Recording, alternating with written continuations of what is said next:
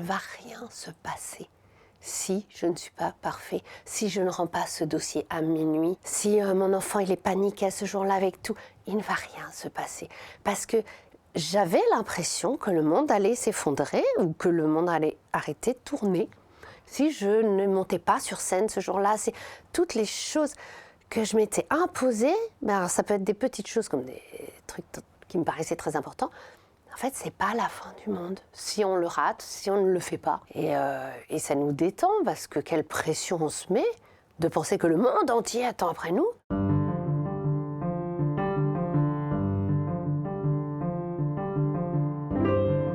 Bonjour, il y a un des mythes qui nous plombe la vie. C'est l'idée que quand on aura un grand succès, que tout le monde dira « mais ce que tu fais, c'est génial », alors là, waouh, on sera heureux. Eh bien, aujourd'hui, je reçois Anne-Sophie Girard, qui, au moment où elle touche le succès, s'est effondrée parce qu'elle s'est rendue compte que ça n'avait rien à voir avec elle-même, qu'elle était juste victime de cette pression, de ces injonctions à la perfection qui n'avaient rien à voir avec qui elle était. Et dans cet épisode, je vais essayer de l'interroger, essayer de comprendre pourquoi quelqu'un qui est intelligent, bien construit, tente des solutions, des approches qui ne peuvent que la conduire à plus de souffrance, plus de coupures avec soi, plus de malheur. Vous allez voir, je crois que c'est très éclairant pour comprendre la souffrance de tant de nos contemporains. Bonjour Anne-Sophie. Bonjour. Est-ce que tu veux bien te présenter ? Je suis Anne-Sophie Girard. Je suis... J'essaye de synthétiser. Non, je suis autrice et comédienne. Et j'aurais pu résumer en disant humoriste. Voilà, mais j'ai plein de cordes à mon arc et je suis aussi scénariste. Dans ton livre, Oui. Un esprit bof dans un corps pas ouf, le livre est né au fond d'une prise de conscience, d'une grande souffrance que tu as traversée, qui t'a emmené à une profonde remise en question. Peut-être on pourrait partir de là, Ouais. des éléments de cette souffrance et de la crise que tu as vécue. Ça vient d'une colère. Vraiment, j'étais en colère. Je suis allée voir mon éditeur et je lui ai dit, je veux parler du développement personnel. Alors, pourquoi ? C'est parce que j'ai eu un passage à vide ou à trop plein, je ne sais pas. Mais à un moment, la machine s'est arrêtée. Voilà, donc j'ai pu mettre des mots dessus après, c'était un burn-out. Mais comme le mot était tellement galvaudé... Donc il y a un élément de burn-out que tu as vécu. Oui. Est-ce que tu peux essayer de décrire comment ça s'est... Qu'est-ce que tu as vécu ? Qu'est-ce que c'est ? Alors, mais en plus, je m'en souviens avec... comment dire ? J'ai presque... Ah, attends, j'ai pas le mot. Ah, mince. Bon, je pourrais monter ça, mais... Ah, je voulais trouver un mot, absolument. Mais... En fait, déjà, j'ai une date. C'était le 26 décembre 2018. Donc, je peux dater mon burn-out.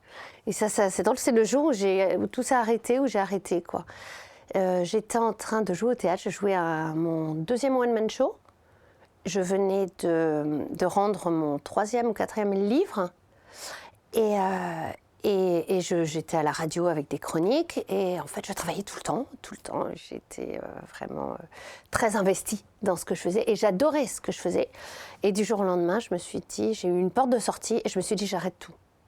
J'arrête parce que je me suis un petit peu écoutée. J'ai vu qu'il y avait des signes. Par exemple, j'ai développé un vitiligo. Donc, vitiligo, c'est une dépigmentation de la peau. Et c'est souvent dû à un choc traumatique. Ça peut être, il y a d'autres causes, hein, il y a aussi génétique, héréditaire, tout ça. Mais moi, dans mon cas, c'était vraiment le corps qui a voulu parler, quoi. Puis, dans ma vie, le corps parle. Donc, tu te sentais épuisée, il y avait cet épuisement. J'avais perdu 7 kilos. Alors, je ne m'en rendais pas compte, mais j'avais perdu 7 kilos. Donc, moi, je me disais, bien, j'ai ma petite taille de guêpe. Et en fait, pas du tout. C'était le corps qui disait, tu n'en peux plus. Je commençais à faire des crises d'angoisse. Avant d'aller jouer, j'avais plus envie d'aller jouer. Et puis, c'est comme si j'étais une machine et que je me sentais faire OK, on continue, parce que je suis volontaire, je suis très bonne élève.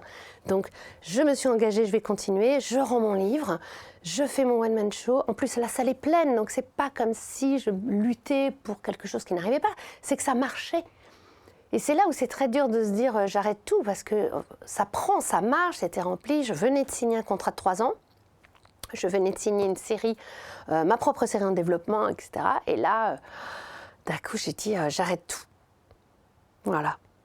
Je me suis écoutée, j'ai fermé. Je mets souvent l'image, c'est comme si c'était une boutique, que j'avais tiré le rideau de fer et que j'avais fait c'est fermé, c'est fini, on arrête. Pour l'instant, j'ai pas de date, on ne sait pas quand ça rouvre, mais là, j'arrête. Ok, à partir de là, tu vas essayer de comprendre comment tu t'es trouvé enfermé si loin de toi-même. Comment, au fond, le burn-out, c'était un symptôme d'un oubli de toi-même. Et comment tu t'es fait prendre au piège. Ah, complètement. Et donc, le livre, au fond, c'est essayer de montrer comment on se fait prendre au piège de très nombreuses injonctions qui nous coupent de nous-mêmes. C'est complètement ça, c'est vraiment ça. Je me suis fait prendre, et je me suis fait prendre à mon propre jeu, parce que c'est moi qui avais mis ça en place. Enfin, on verra, si ce n'est pas tout à fait ton propre jeu, on pourrait dire que c'est le jeu qu'on nous demande de jouer. Oui, c'est vrai. C'est vrai, mais j'étais persuadée que j'allais le voir venir. J'étais persuadée que j'étais un peu plus finaude que les autres et que j'allais le sentir, moi, quand ça allait venir. Mais pas du tout. Si on remonte un peu plus avant, avant le burn-out, déjà on voit un intense travail pour essayer d'être, comme tu le dis toi-même, une meilleure version de toi-même. Oui. Alors ça, moi je me suis demandé en te lisant, mais comment ça vient ? Parce que je me suis dit, comment ça vient qu'on a envie de devenir une meilleure version de soi-même ? Parce que je demande vraiment, parce que moi, c'est une idée qui ne m'a jamais traversé l'esprit. Et je vois la grande souffrance que beaucoup de gens ont de vouloir devenir une meilleure version de soi-même. Alors, je veux dire, c'est tellement abstrait pour moi. Voilà, je voulais savoir, mais qu'est-ce que ça veut dire ? Alors, comment on en vient à ça ? Alors, je pense vraiment, en plus, que, comme tu le sous-entendais, c'est pas que moi. C'est-à-dire que j'avais aussi une pression autour de moi. J'étais dans un schéma de réussite. Enfin, vraiment, ça marchait. Et donc, je commençais à recevoir une pression de toujours plus. Ma salle était remplie. On voulait une salle plus grande. On me proposait l'Olympia, on me proposait une tournée, encore plus de dates. Et il fallait que mon spectacle soit encore plus drôle. J'avais un rire toutes les 17 secondes, il me fallait un rire toutes les 14 secondes. Et en réalité, c'était en gros ce que je faisais. Ah oui, oui. Déjà, tout est chronométré. Il faut savoir que sur scène, par exemple, on a un compteur que les spectateurs ne voient pas. Mais moi, j'ai un compteur avec un compte à rebours jusqu'à la fin de mon spectacle. Parce qu'il faut que je libère ma salle pour l'humoriste d'après. Oui, mais ça, on peut comprendre. Mais on compte aussi les rires. Oui, parce que c'est une machine. En fait, c'est une mécanique, c'est une machine. Et il y a un rythme comme ça. Quand le spectateur... Ça serait un peu long à expliquer, mais quand le spectateur rit, à un rythme donné, à un moment, même si on ne fait pas de blague, il va rire quand même. Parce que le temps qu'il reprenne sa respiration, et il est dans une mécanique de rire, et le voisin rit, il envoie le rire à tout le monde, et ça monte. Et c'est comme ça qu'on construit un spectacle, et c'est aussi pour ça que c'est timé sur 1 heure, sinon ça serait trop fatigant pour le spectateur. Il y a plein de trucs comme ça, et je ne m'en rendais pas compte, parce que c'est pas aussi concret que ça. On ne me chronomètre pas en disant qu'il faut un rire toutes les 14 secondes. Sauf que quand ça marche un peu, eh bien on est plus exigeant. Alors nous, envers nous-mêmes, et les autres envers nous-mêmes aussi. Donc j'avais un producteur, j'avais un attaché de presse qui voulait toujours un peu plus, le public qui demande un peu plus de moi. Et il fallait que je donne toujours un peu plus. C'était mon 4e livre, c'était mon 2e one-man show. Et il fallait que je fasse un peu mieux. Et puis les réseaux sociaux aussi. C'est-à-dire que même une version de moi-même que je voyais sur les réseaux, il fallait que je sois un peu plus jolie, un peu plus mince, un peu mieux habillée. Toujours un tout petit peu plus, un peu plus, un peu plus. Mais en fin de compte, je me suis demandé beaucoup trop. Et puis comme je suis bonne élève... Cette pression-là que tu décris, c'est vraiment une pression, on pourrait dire, sociale.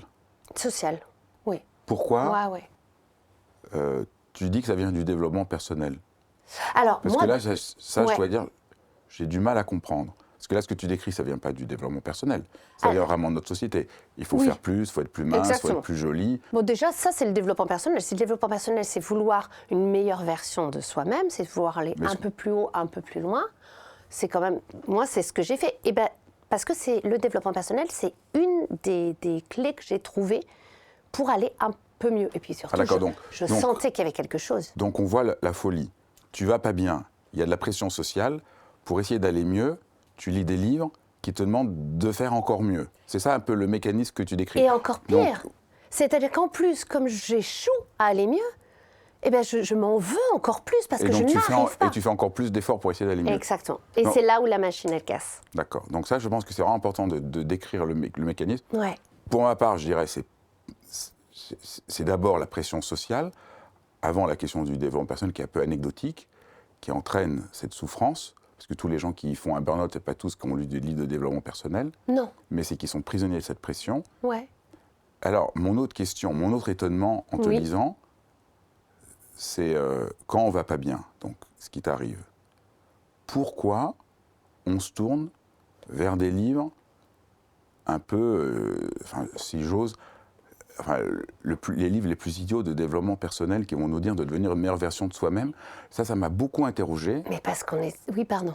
Ça m'a beaucoup interrogé parce que je me suis souvenu, moi, quand j'étais jeune homme, évidemment, je ne me sentais pas bien, mais je me suis tourné vers la philosophie, vers les grandes traditions spirituelles.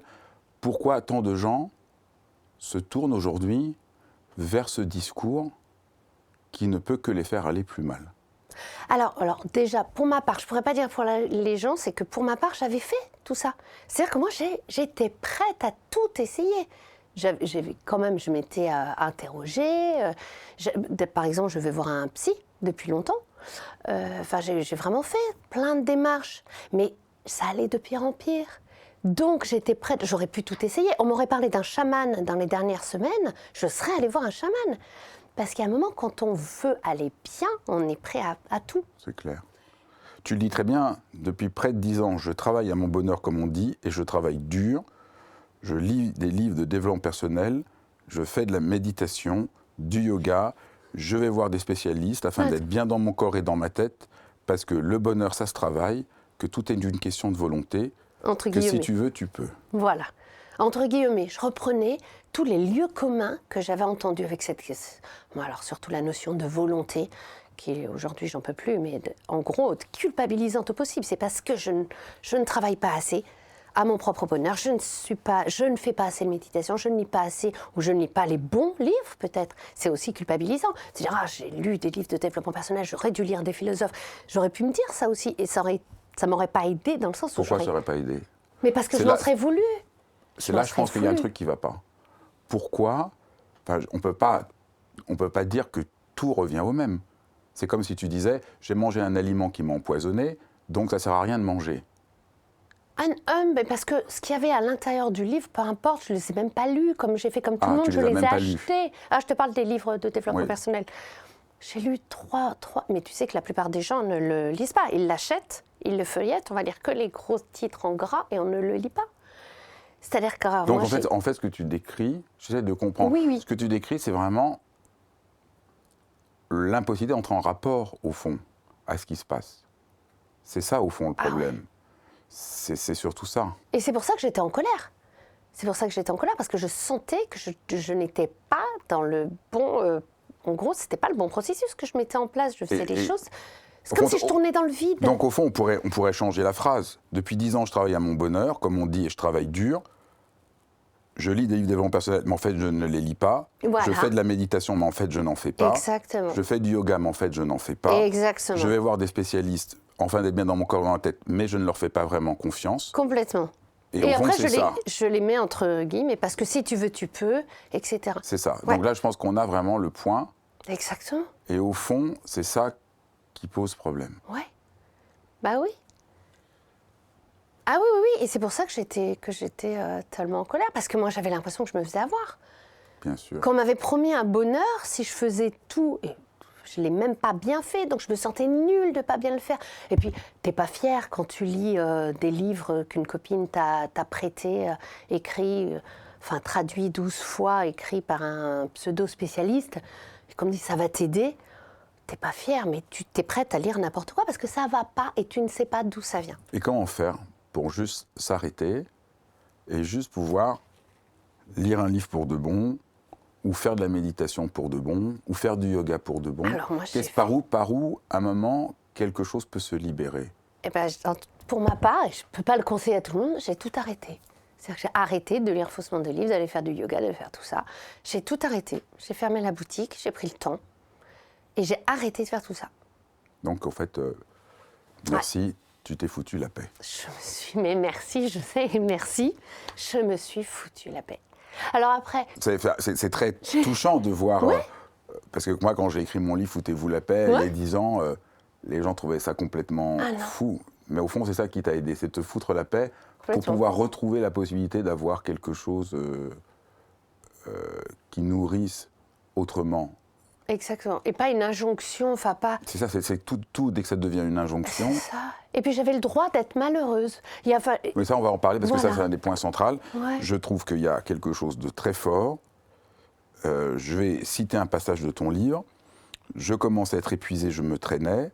J'étais tout le temps lasse. Je vais voir donc ta psy. Tu lui demandes de prendre des antidépresseurs.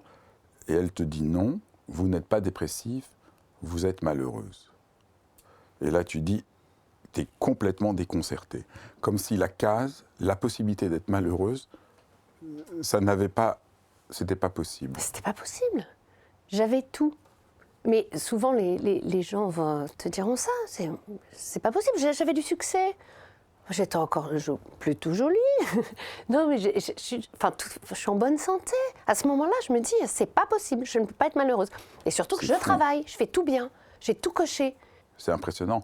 La coupure, ce que j'entends vraiment, c'est vraiment la coupure avec sa propre expérience. C'est comme si on vivait à un étage d'une fusée ou à un étage d'une maison et toute la profondeur de notre existence, on n'a aucun rapport avec elle.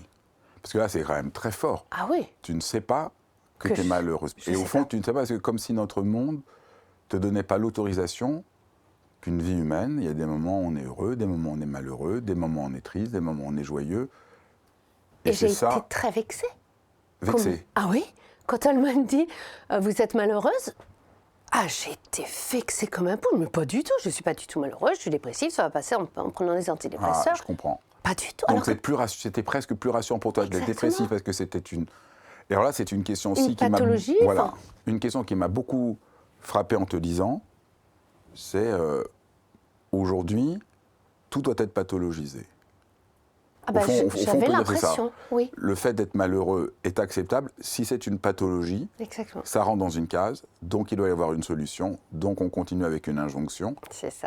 Et l'idée qu'on rentre dans la profondeur de notre existence et qu'on dit « Ah non, je suis juste malheureux », et c'est vraiment tellement normal, tellement tous les êtres humains ont vécu des moments où ils sont malheureux.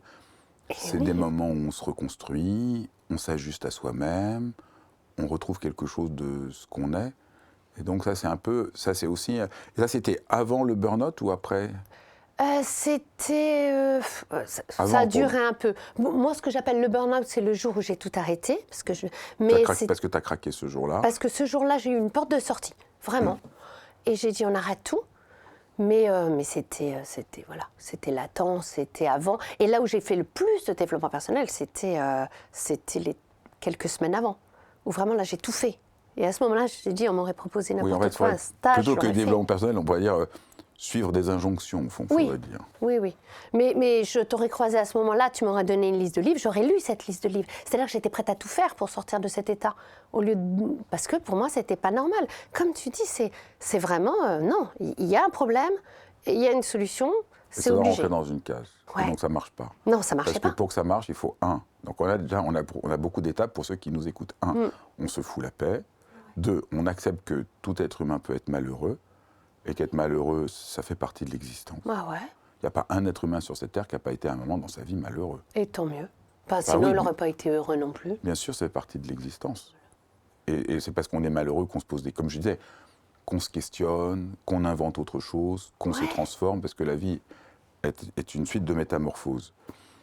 Il y a un autre élément de ton livre que je trouve aussi très important, c'est que ce refus, au fond, pour ton livre, à la fois, c'est un livre très léger, qui détend. Voilà, tu as dit, tu es humoriste.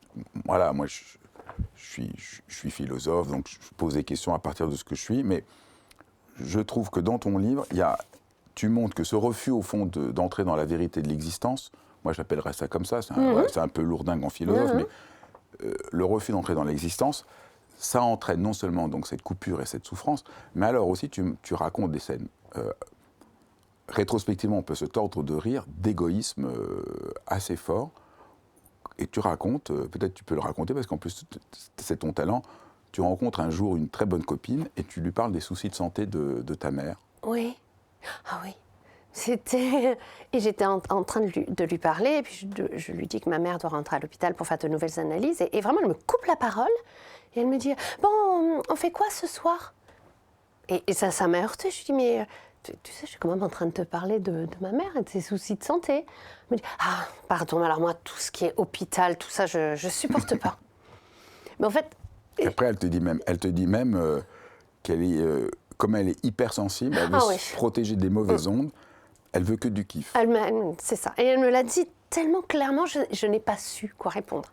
Elle me dit, oh non, les mauvaises ondes, tout ça, enfin, ouf. Elle faisait ouf. Allez, moi, je veux que du kiff. Et je n'ai pas su quoi répondre. Je la connaissais en plus depuis un petit moment. Et je sais pas, je suis restée avec ça. Je lui en ai voulu, mais je lui en ai même jamais parlé. Vraiment. Je trouve que ça vaut la peine de creuser, parce que je trouve que c'est... Ouais. Donc on a la même chose que de ce dont on a parlé depuis le début de notre entretien, c'est-à-dire elle vit l'autre côté de ce que toi tu vis, c'est-à-dire en étant coupée de ce qu'on sent, de son expérience, en n'ayant pas le droit de vivre l'inconfort. Au fond, c'est ça qui t'est arrivé. Tu n'as pas le droit de vivre l'inconfort, donc tu sais pas que tu es malheureuse, donc tu dois performer, donc tu finis par faire un burn-out. Donc la vie que tu as, tout va bien, mais ça ne te correspond pas, tu ne le sens pas, c'est pas incarné. Et là, c'est l'autre visage. On ne sait pas ce qu'on sent, donc on n'est pas prêt de s'ouvrir, voilà, au fait qu'une de ses amies peut être malheureuse. On n'arrive pas à rentrer en rapport à ça. Ouais. Oui. Mais d'ailleurs, j'ai même plus jamais pu rentrer en rapport avec cette amie, enfin, que je ne vois plus, mais parce qu'à ce moment-là, elle a complètement cassé quelque chose, c'est-à-dire que je ne pouvais plus communiquer, je n'ai pas su quoi faire de cette information, en fait, je ne sais pas. Je pense que tu as eu un choc assez fort pour toi, parce que, du coup, on voit dans ton livre que hypersensible, pour toi, ça devient souvent une excuse à ce manque d'ouverture, de tendresse, d'affection pour le monde. Oui, j'ai l'impression, c'est-à-dire que je vois des gens autour de moi qui m'expliquent qu'ils sont hypersensibles, mais on est... Et ça devient une légitimation pour eux de ne pas accepter... De se fermer. Voilà, et de ne pas aider les autres et de se protéger. Voilà. Sous prétexte qu'on se protège, on se protège du malheur des autres, comme si c'était une maladie qu'on allait attraper. Et je le dis, en fait, le malheur n'est pas contagieux. Enfin, on peut aider, soutenir quelqu'un juste en l'écoutant, et c'est pas pour ça que ça va me déprimer. Et il y avait ce truc-là de oh non, me parle pas de tes problèmes, ça me déprime. Et en fait, aujourd'hui, chacun se... Enfin, je vais généraliser, tout le monde ne le fait pas, mais... Mais on voit bien le mécanisme qu'on décrit. Ouais. Et je me suis sentie très seule à ce moment-là. Moi, je dirais quand même à ceux qui nous écoutent, ça, c'est vraiment la caricature malheureuse de l'hypersensibilité. Il faudrait comprendre ce que c'est l'hypersensibilité pour faire le contraire. On devrait entendre les gens qui comprendraient leur hypersensibilité pourraient faire l'inverse. C'est ça. Il y a un autre point dans ces grandes manières dont on se fait emprisonner, c'est la peur du regard de l'autre. J'aime bien commencer toujours par les histoires parce que je trouve qu'elles sont très amusantes. Alors là, c'était un souvenir d'enfance. Donc, tu étais en 6e. Et puis, il y a une grande de 4e qui est là. Donc, tu peux raconter la scène. C'est le jour de la photo de classe. Et cette 4e, je ne lui ai jamais parlé, parce qu'elle est populaire, elle est en 4e. C'est une grande. Et je vais dans les toilettes avant la photo de classe et j'entends pleurer. Et j'entends vraiment quasiment des cris. Moi, c'est la première fois que je voyais quelqu'un s'arracher les cheveux. Et elle était roulée en poule, rouge, mais avec des larmes dans un état. Je ne savais pas ce qui se passait. Mais c'était terrible. J'ai vu vraiment quelqu'un en détresse. Et là, elle arrive à reprendre sa respiration et à m'expliquer que c'est un drame absolu parce que c'est la photo de classe et elle a mis des chaussures neuves. Blanches. Blanches. Et que tout le monde va croire qu'elle a mis des chaussures blanches exprès parce que c'est la photo de classe. Et donc, c'est la honte. Pourquoi ça serait la honte ? Je ne sais pas. À ce moment-là, on est en 4e, tout est la honte. Et on peut mourir de honte à ce moment-là, quand on est en 4e. On croit. Moi, je pensais vraiment qu'on pouvait mourir de honte en quatrième. Et là, j'ai vraiment vu la détresse chez cette grande. Et donc, ce qu'on a fait, je l'ai aidée à salir ses chaussures. On a craché sur ses chaussures, je l'ai piétiné les pieds. Mais vraiment, ce n'est pas une expression, on a craché dessus, on mettait du noir, etc. Elle est sortie. Elle a vraiment, toute pimpante, des chaussures dégueulasses. Et elle est allée fièrement poser pour sa photo de classe. Et je la regardais faire, parce que nous, on allait passer après. Et je me suis dit que personne ne pouvait s'imaginer ce qui s'était joué dans ces toilettes 10 minutes avant. Quand on la voyait tellement belle, tellement sûre d'elle, sourire. Je me rappelle, elle avait des longs cheveux, elle était très très jolie. Ses chaussures pourries. Et on ne peut pas s'imaginer que 10 minutes avant, elle était en crise existentielle et que pour elle, c'était très très important. Et ce jour, je me suis dit, on ne sait jamais ce qui se joue dans les toilettes. Il y a plein de choses qui se jouent dans cette histoire. Alors, donc, il y a les gens qu'on imagine, qui ont tellement confiance, et nous, on s'en veut de nous sentir si nuls. C'est ça. Attention, c'est peut-être pas si vrai. Même la fille la plus populaire, elle a peur du regard des autres. Exactement. Et je précise en plus qu'on avait vécu ce moment très très fort toutes les deux, et que cette fille ne m'a jamais dit bonjour après, mais que c'est pas grave parce que moi je savais.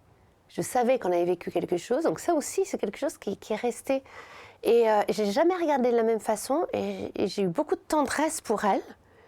C'est aussi passionnant, moi, parce que c'est, contrairement à tout ce qu'on a dit depuis le début de l'entretien, la volonté d'être parfait, d'être sans faille, c'est quand tu vois cette jeune fille qui a une faille, que tu as de la tendresse pour elle. Donc c'est pas le moment où tu lui en as voulu, c'est le moment où tu as de la tendresse pour elle. C'est quand même extraordinaire, le paradoxe. On voudrait être parfait pour pouvoir être aimé et accepté, et c'est quand on montre nos failles qu'on crée un lien plus fort avec les autres. Mais c'est ça. Et moi maintenant, c'est ce que je veux faire. Et c'est pour ça que mon livre s'appelle « Un esprit bof dans un corps pas ouf ». Parce que je montre mes faiblesses en disant « Venez, on se dit un peu la vérité ». En gros, il n'y a pas de vérité, mais on se dit ce qu'on se ressent au moment où on le ressent. On arrête de faire semblant de temps en temps. Parce que là, il n'y a pas besoin. Et je trouve ça très rassurant de savoir que cette fille... Peut-être que moi, j'ai été très rassurée ce jour-là, de me dire « elle n'est pas parfaite. Oh. » Ça a résonné, parce que moi non plus, je ne l'étais pas. Et personne ne l'est. Personne. Parce qu'on est des êtres humains. Mais oui. Mais moi, je ne le savais pas, à ce moment-là. Et puis, on l'oublie très vite. Il y a une autre anecdote que j'aime beaucoup, qui est liée aussi à ton enfance. Quand tu avais 9-10 ans, tu jouais à la balançoire avec ta sœur. Donc, il faut aussi raconter que tu as une sœur jumelle. Ouais. Et tu joues à la balançoire. Tu aimes beaucoup jouer à la balançoire. Je ne sais pas si tu joues encore à la balançoire ou si c'est juste quelque chose qui a disparu avec l'enfance. Ouais. Et il y a des grandes qui viennent passer devant toi et qui te disent, tu veux raconter. Elle se moque vraiment de nous. Parce qu'on joue à la balançoire et on avait déjà 10 ans. Enfin, on n'est plus des bébés, quoi. Et pour elle, c'est un truc de bébé. Et on est très vexés avec ma sœur. On va voir ma mère. Et on lui dit, oui, les grandes, elles se sont moquées de nous. Et on ne voulait plus aller jouer à la balançoire. On ne veut plus y aller. Les grandes se sont moquées de nous. Et ma mère nous dit, non, mais très pragmatique. Vous aimez jouer à la balançoire? Eh bien, vous allez jouer à la balançoire, c'est tout. Bon, ok. Ça paraît plutôt logique. Et vous avez une mère qui a désamorcé l'angoisse. Elle a réussi à complètement désangoisser. C'est impressionnant. Ouais. Et avec l'humour, ça marche beaucoup. Parce qu'en fait, on s'est sentis tellement bêtes. Bah oui, on se regarde, c'est vrai. Alors le fait qu'on soit deux, ça aide beaucoup. Parce qu'on s'est regardé avec ma sœur. Oui, non, on se joue. Oui, on a envie de jouer. Donc on y retourne. Et quelques jours après, une des grandes filles passe. Elle était avec son petit frère, je crois. Et en fin de compte, elle tourne un peu autour de nous. Et ma mère m'avait dit, si ça se trouve, cette fille, elle a juste envie de jouer à la balançoire et elle n'ose pas. Et là, je lui ai proposé. Je lui ai dit, tu veux essayer? Et en fait, comme sa copine n'était pas là, elle m'a dit, oui, je veux bien. Et en fait, elle est venue jouer à la balançoire. Et on a passé un super moment.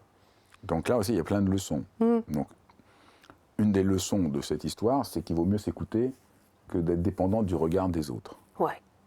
Mais aussi, il y a une autre leçon, c'est que les critiques que font les autres à notre égard sont pas toujours pour de bonnes raisons.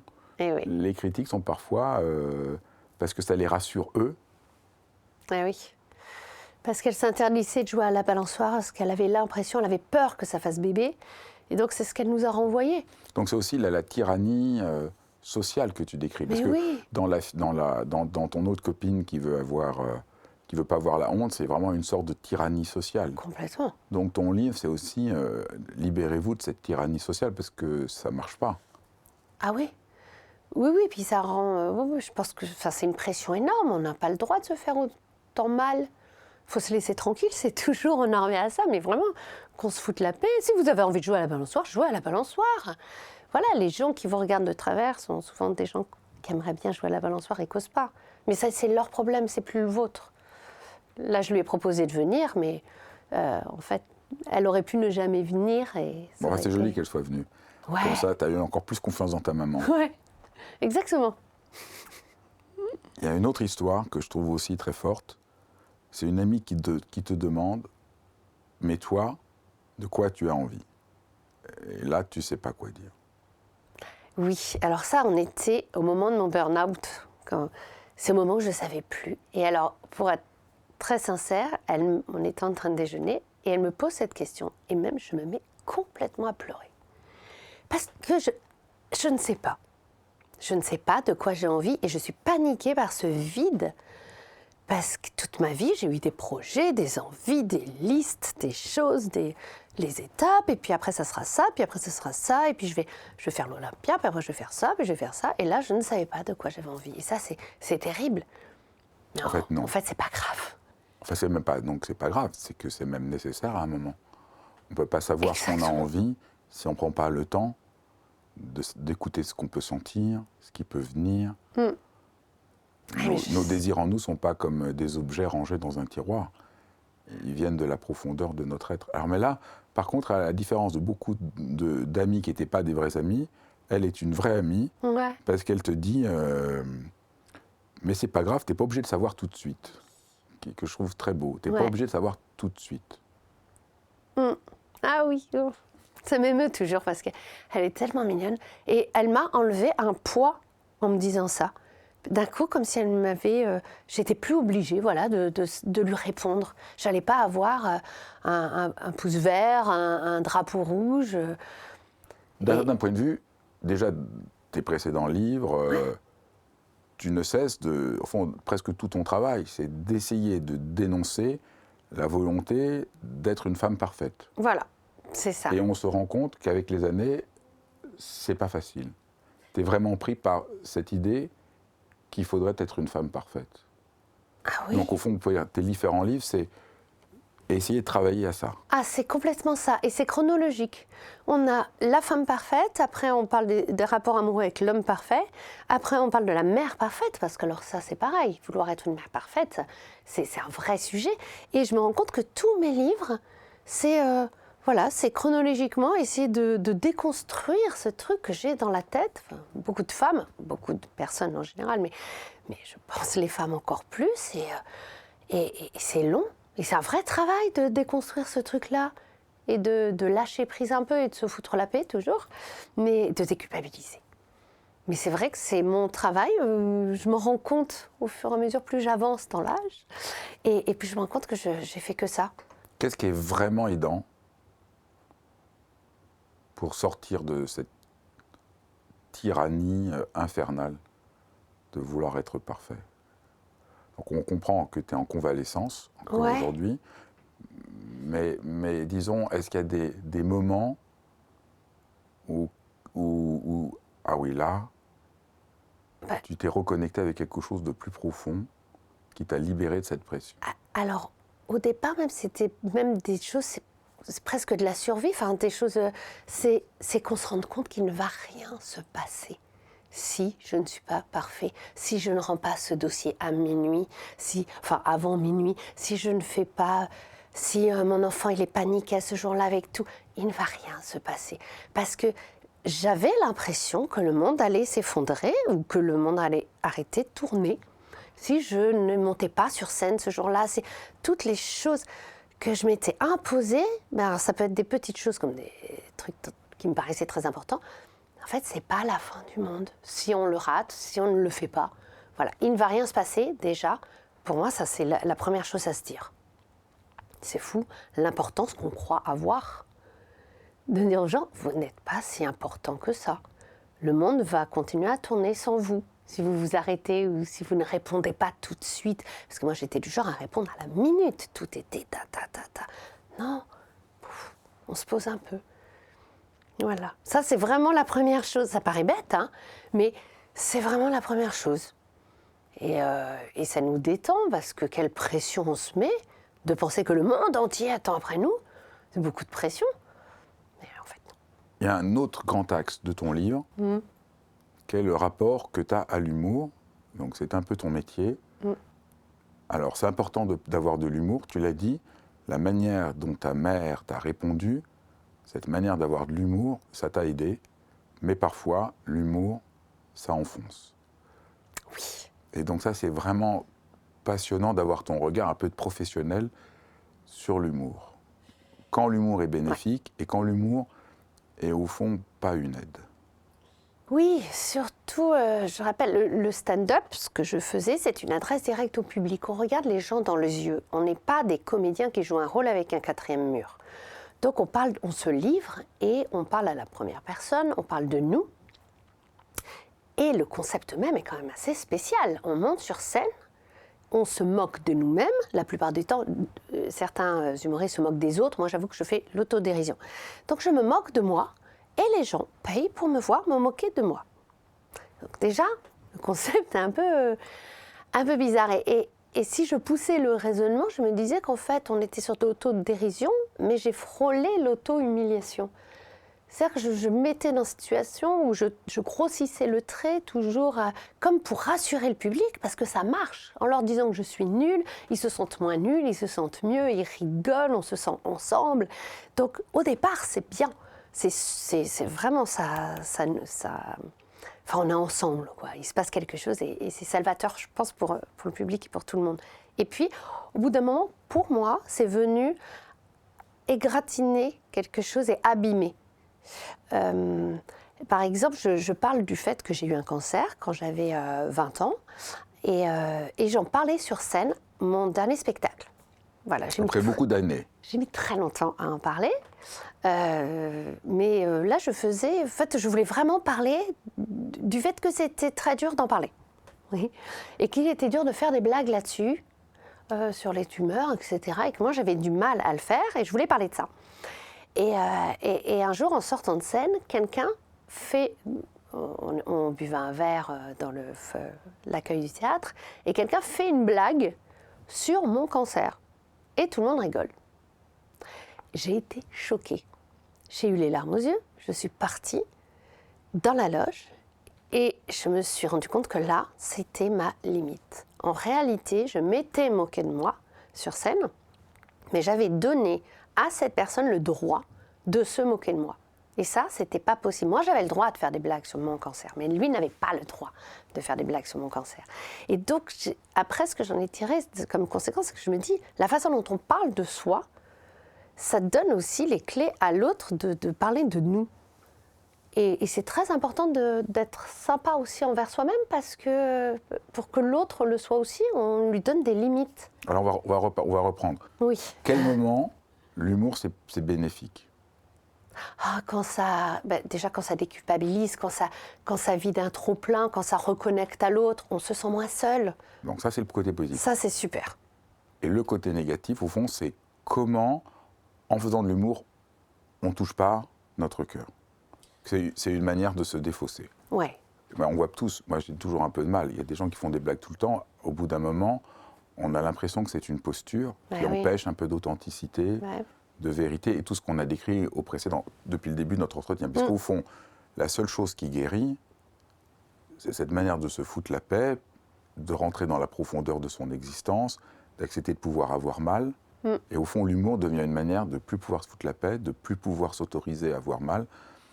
Et ça devient étrangement, même si c'est dans l'autodérision, une manière de garder le contrôle et de vouloir être parfait. C'est un peu le côté, au fond, le côté tordu de l'humour, c'est que ça devient une manière où on se dénigre pour garder le contrôle sur soi-même et continuer à assurer. Et au fond, c'est pour ça que, de manière très radicale, courageuse, tu as décidé de ne plus faire ça. Je fais plus ça.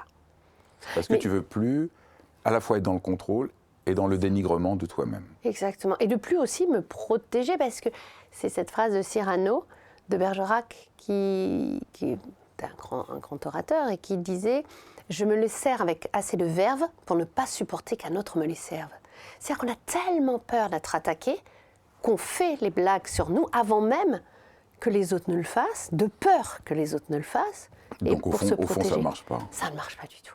En tout cas, ça ne marche pas à long terme. Et comme tu as dit, quand tu parlais de l'humoriste tout à l'heure, tu as dit, et au bout d'un moment, on se rend compte que, et en fait, c'est surtout l'accumulation, parce que qu'on fasse des blagues de temps en temps, c'est de salvateur, ça. Comme tu dis, il y a l'humour qui est positif. Voilà. Parce qu'on ne se prend pas au sérieux, et parce que c'est marrant, l'humour peut être une manière d'arrêter de vouloir de contrôler. Ouais. Et il y a une manière où ça devient au contraire une manière de ça. vouloir contrôler. Et c'est ça que tu arrives très bien à décrire et à montrer la distinction, au fond, pour essayer d'assumer sa propre vulnérabilité pour de bon. Oui, complètement. Et moi, ça a été de connaître ses limites aussi. Parce qu'on n'est pas des clowns, et même le clown, on connaît tous, c'est très triste, ça peut cacher, tout ça. Il y a plein de choses qui se jouent là, et de savoir, allez, j'arrête. Voilà, j'arrête. Moi, j'ai arrêté, c'était trop dur. Alors que ça marchait, la salle était pleine et les gens riaient. Mais c'est pas ça qui était juste pour toi. Au fond, c'est ça aussi ton livre, c'est découvrir que la reconnaissance sociale n'est pas la mesure de ce qui est juste pour nous. Ça a été une vraie découverte pour moi, ça a été un choc, parce que je croyais... on m'avait dit que le succès allait apporter plein de choses, et puis j'ai touché au succès, et j'ai rencontré des gens qui avaient beaucoup de succès, et j'avais l'impression qu'on m'avait arnaqué, parce que c'est pas du tout ce qu'on m'avait vendu. Je pensais qu'il allait avoir plein de bonheur qui allait avec, et je voyais des gens qui étaient à la première place, en gros, et qui étaient très seuls, et qui étaient très tristes, et qui étaient... Alors, pas tous, mais je ne pensais pas du tout que c'était ça. Et à chaque fois que j'ai frôlé, en gros, les hauteurs, que je me suis rapprochée un peu trop du succès, moi, j'ai pas du tout aimé, j'étais pas heureuse. Et c'est là aussi, alors on est tous différents, mais là aussi où je me suis dit, écoute-toi, c'est pas cette place-là qui te convient.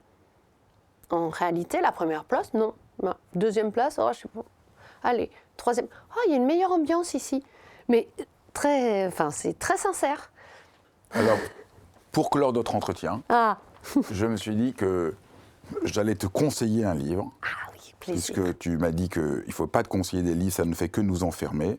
Alors je vais faire malgré tout le contraire. Non, il faut me conseiller des livres que je vais vraiment lire. Donc je te conseille un livre, la prochaine fois que tu vas pas bien, au lieu d'essayer des livres pour dire comment être une meilleure version de toi-même, peut-être tu pourrais lire de Samuel Beckett, Cap au pire, dans lequel il dit « Essayez de rater n'importe. Essayez encore, ratez encore, ratez mieux. » Oh, c'est trop beau. Et je me suis dit que mais je sais, voilà c'est qui ça. fait du bien. Oui. Et peut-être il faut lire Beckett et on ira beaucoup mieux. Voilà, meilleure fin possible. Cap au pire. Super. Merci beaucoup. Merci. Merci d'avoir suivi cet épisode de Dialogue, mais alors surtout maintenant, partagez le plus amplement possible ces épisodes et l'existence de la chaîne. Abonnez-vous, partagez, pour que les gens découvrent qu'on n'est pas obligé de suivre tous ces mauvais conseils absurdes, ces injonctions qui nous plombent, mais qu'il existe de vrais chemins, de vraies voies qui permettent de retrouver confiance, de retrouver le sourire. Et c'est ce que je propose dans cette chaîne en interrogeant tant de grands thérapeutes, de grands philosophes et de personnes qui ont trouvé une forme de lumière en eux, parce qu'il est possible d'aller vers la lumière, d'aller vers la joie. Je vous embrasse tous et je vous dis à très vite.